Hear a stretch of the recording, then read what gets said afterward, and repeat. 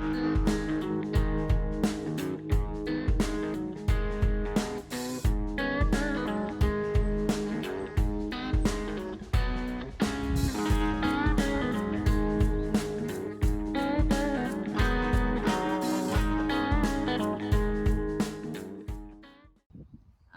my name is Melisa Williams. I have been part of the equine industry my entire life. Never done anything else.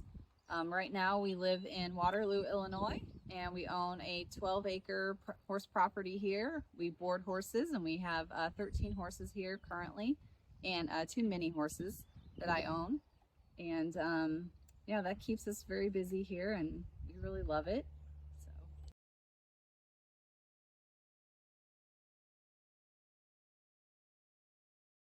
I have never even entertained the thought of doing anything other than horses. I can't remember a time where I didn't want to do anything in the horse world. So I was completely obsessed from day one. And you know, it took a while to figure out where I wanted to go. But you know, whether I wanted to go to college or whether I wanted to just figure out how to just work for someone, I didn't really know how that worked. So I had to kind of figure that out on my own. That was the time before social media. And I watched a lot of RFD TV and learned a lot from all there's a lot of guys on there who did videos and programs and stuff, and I just learned a lot from them, and I just knew that's kind of where I wanted to go.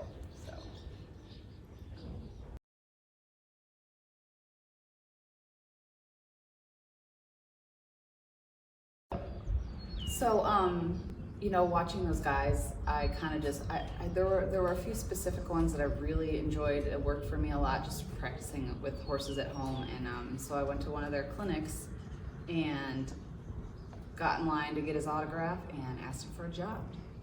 And he said, okay, well, come to one of my clinics, basically is what he said, and then I can see what you can do.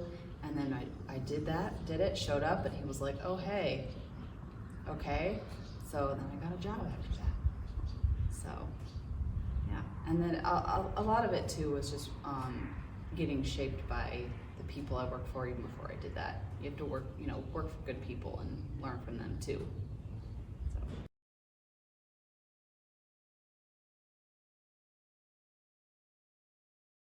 This barn that we own and run now, I actually started working here when I was just 15 years old for the owner at the time, and always loved this place. It's just where my heart is, always has been, and that was always kind of my plan, was to go off in the world and learn as much as I could. And I was hoping always to come here and make this place go and be in the equine industry here, and so I was off in the world doing my things, learning from people, and it just so happened that I got into a car accident, which changed the trajectory of my career. But I still got to come back here. My parents and I, we bought this barn, and it's different looking than what I thought it would be. Always thought it would be, but we just board horses. We don't do training and all that kind of thing I thought I would do, but it's amazing. I love it. This is my home. This is where I want to be. This is what I want to do. This is taking care of horses every day. And so it's just my parents and I. We run the barn, and you know, it's smaller. We just have 13 horses, and you know, that's what we do all day long, is take care of them.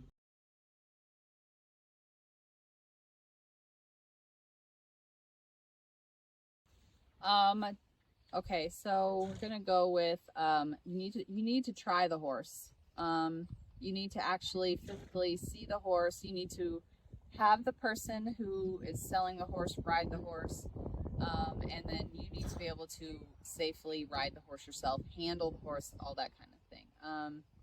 And then a veterinary pre-purchase exam. I cannot even begin to overstate how important that is, to have a veterinarian, preferably an equine veterinarian, but any veterinarian will do, to assess the overall well-being and health of that individual that you are looking at. They can check their vitals, do a lameness exam, and just, and none of that means that if they find anything, the horse is out. But it is important to know the status of the horse that you're going into purchasing.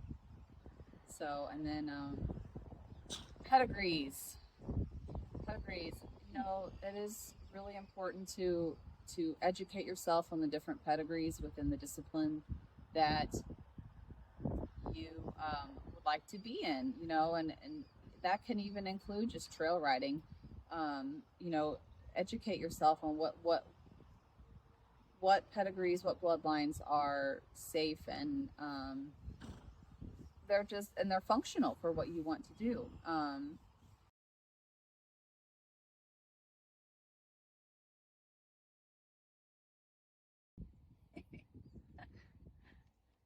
Okay, yes, $1 million question, loaded question, and there's a million different answers.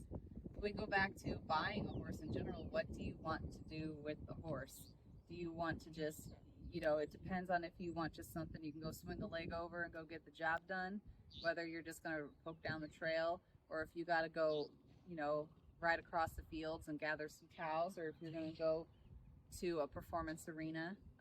You can spend any amount of money you want. There's no answer that says a horse should cost this amount. You could go find a free horse. You could go to a small sale and pick up something for $500. You could spend easily 6 figures on a nice horse, and everything in between. A lot of it just depends on your budget and what are what you want to do. But then you have to think too about the purchase price is one of the cheapest parts of the horse. The costs of maintaining horses going forward from there can be very tricky. I talk about veterinarians and farriers and stuff. That all costs money. Don't get into horses if you're not okay with spending some money on them. Because if you're not willing to, don't own a horse.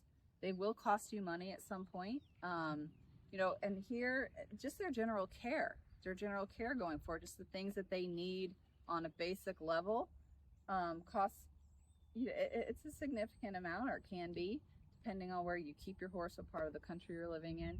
But then you also have to take into account, emergency expenses and things like that. And there's insurance you can get on horses that help a lot.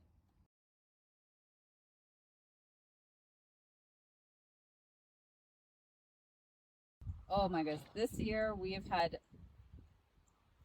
crazy amounts of rain. It's been crazy. So these pastures have gone nuts with the grass. And we do a lot of turnout here on the grass, and everybody thinks that's great. Horses eat grass, right? Horses always eat grass. Well, yes and no. In the springtime, when those grasses are coming in, they're full of sugar, loaded with sugar. And of course, the horses, after a long winter of no grass or next to no grass and eating hay, they are loving that grass and all the sugar in the grass, and they're going to eat it up. And then, of course, horses are very prone to what we call laminitis. So that basically means inflammation in their feet caused by the excess amounts of sugar in the grass. So while it's a pretty picture, horses out on the green grass, it's actually very deadly for them. It's recovering from laminitis it's a long process, and they don't always recover, and it can lead to their death. And even if you're without the laminitis, you're looking at obesity problems, which leads to other problems. So that is why they are wearing grazing muzzles, to limit their grass intake. They can still be outside, they can still be where they belong, moving around, getting their exercise, but their grass is limited. Their grass intake is much more limited. They're not very happy about it, but overall, it's so much better for their health.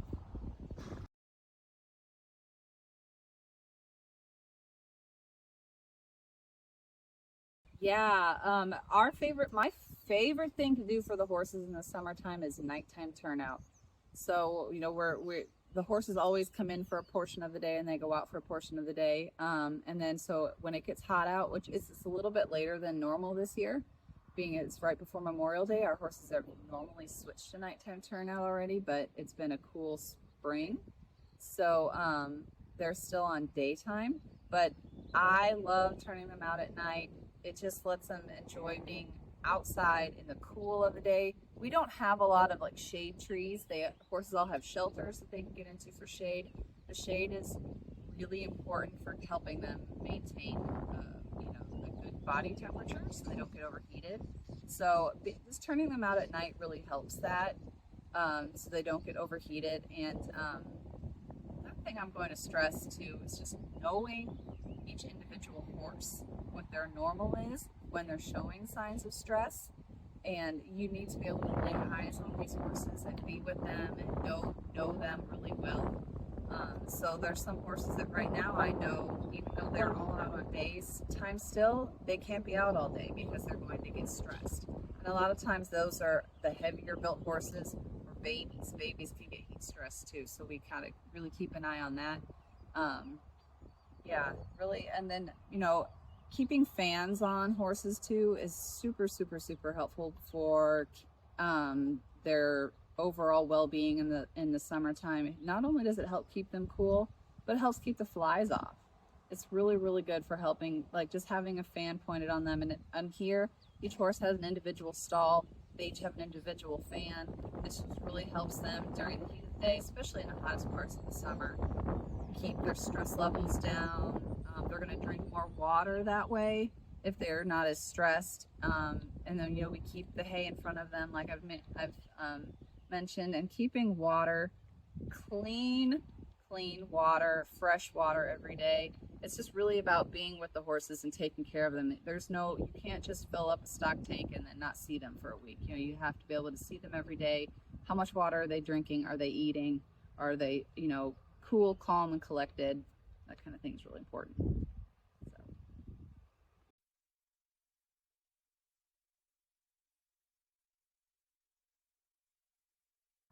I think in today's world we have the veterinarian shortage is huge. It's a big problem, and I'm big on staying in a good relationship with the veterinarian, keeping them coming out for your horse and doing checks on them, and just maintaining that good relationship so that you can call your vet at any time and that they know your horse because they've seen it, and that they have a good relationship with you, and they're going to be there for you.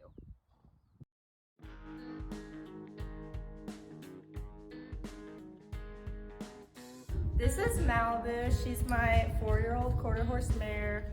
I've had her since she was a 2-year-old, and I do the reining and ranch horse events with her. And she actually has a special trick to show the camera.